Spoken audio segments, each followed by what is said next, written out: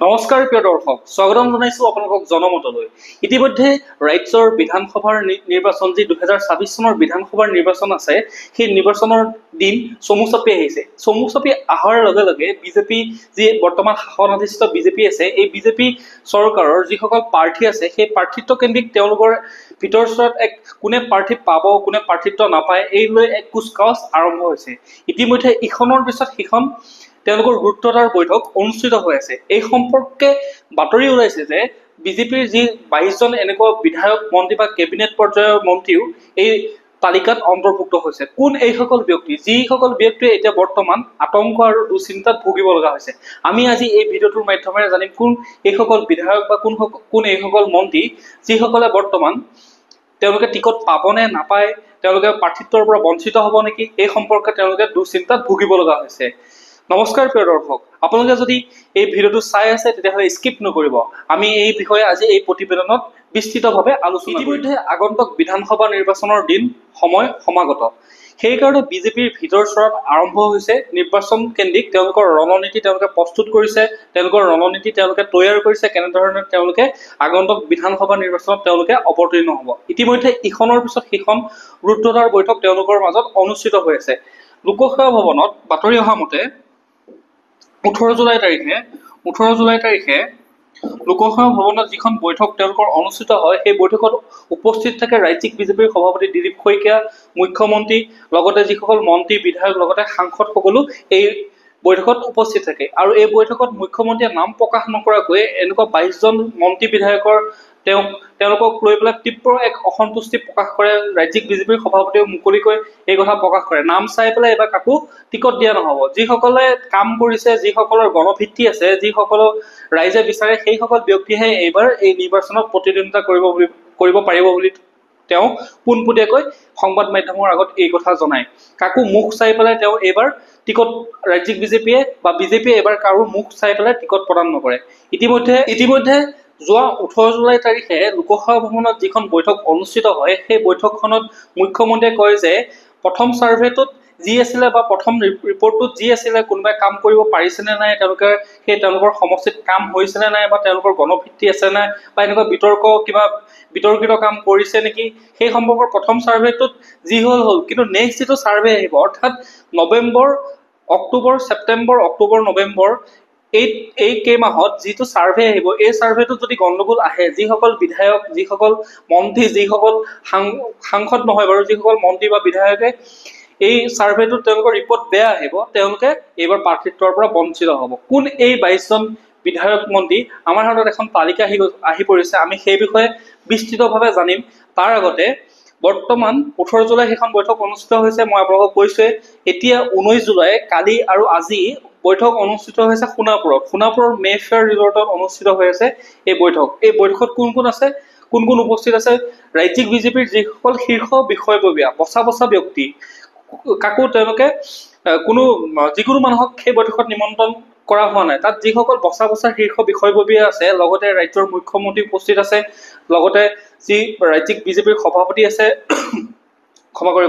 ৰাজ্যৰ যিসকল বিধায়ক মন্ত্ৰী আছে, বিজেপিৰ শাসনাধিষ্ঠ বিজেপিৰ যিসকল বিধায়ক মন্ত্ৰী আছে, সেইসকল এই বৈঠকত উপস্থিত আছে।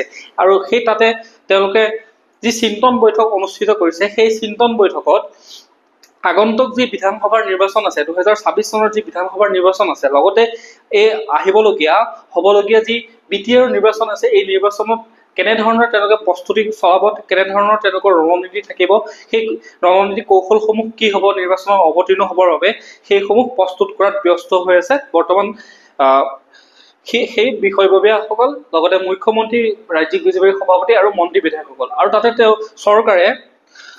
তাতে মুখ্যমন্ত্ৰী আৰু ৰাজ্যিক বিজেপি সভাপতিয়ে পোনপটীয়াভাৱে সকীয়াই দিয়ে সেইসকল ব্যক্তি, যাতে এই বৰ্তমান নৱেম্বৰত যিটো তেওঁলোকৰ ৰিপৰ্ট আহিব, সেই ৰিপৰ্টত যদি বেয়া আহে, তেতিয়া মুখ্যমন্ত্ৰীয়ে ডাইৰেক্টলি কৈছে যে মই বচাব নোৱাৰিম, তেতিয়া মই টিকট দিয়াৰ পৰা মই বঞ্চিত হ'ব লগা হ'ব পাৰে, কাৰণ মই সেইটো কথা বচাব নোৱাৰিম যদি আপোনালোকৰ ৰিপৰ্টটো বেয়া আহে। লগতে মুখ্যমন্ত্ৰীয়ে আনকি তেওঁৰ যিসমূহ নিচেই কাষৰ যিসমূহ ব্যক্তি আছে, সেই ব্যক্তিসমূহকো সেই বৈঠকখনত ককৰ্থনা কৰে, সেই বৈঠকখনত তেওঁ সমালোচনা কৰা দেখা যায় বাতৰিত পোৱা খবৰ মতে। এতিয়া আহিছো কোনসকল বিধায়ক মন্ত্ৰী। এইজন হৈছে এই লিষ্টৰ বিধায়ক সুৰেন ফুকন।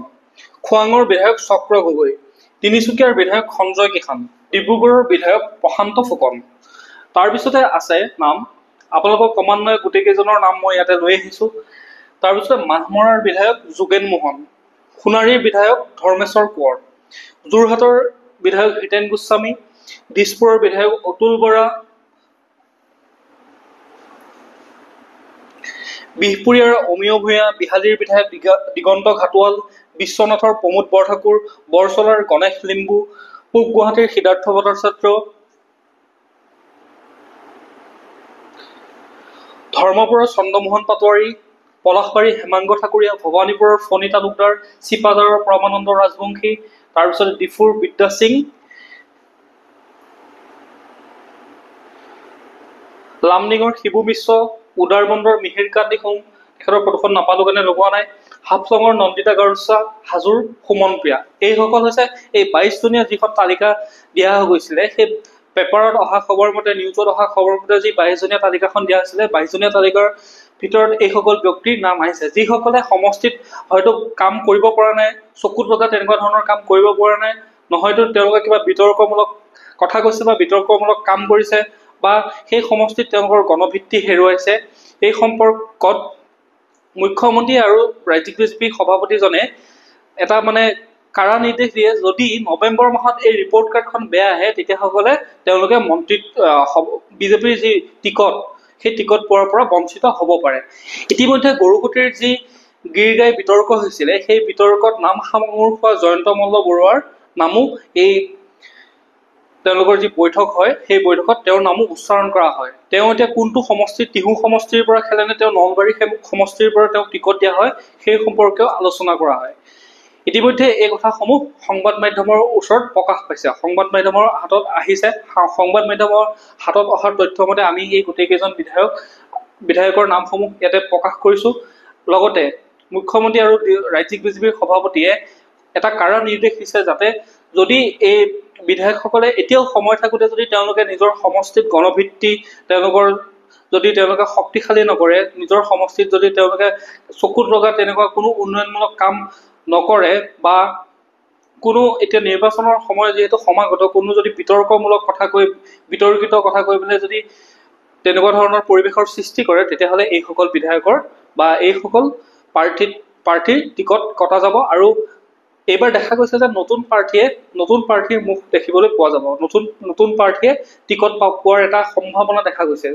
সেইকাৰণে এইখিনি কথা আজি আলোচনা কৰা হ'ল। এই প্ৰতিবেদনত আমি এই বিষয়ে আলোচনা কৰিলোঁ। ইতিমধ্যে পিছৰ খবৰ যি আহে, কোনে টিকট পাব, কোনে টিকট নাপায়, কোনে নিৰ্বাচনত প্ৰতিদ্বন্দ্বিতা কৰিব পাৰিব, কোনে নোৱাৰিব, সেই সম্পৰ্কে আমি বাতৰি আহি থাকিব। আমি আপোনালোকৰ ওচৰত সেই খবৰসমূহ লৈ আহি থাকিম। আজিৰ ভিডিঅ'টো ইমানেই আছিলে। যদি ভিডিঅ'টো চাই ভাল পাইছে, তেতিয়াহ'লে এটা লাইক কৰিব, লগতে আমাৰ চেনেলটো ছাবস্ক্ৰাইব কৰিব, এনেধৰণৰ খবৰসমূহ পাই থাকিবৰ বাবে। ধন্যবাদ।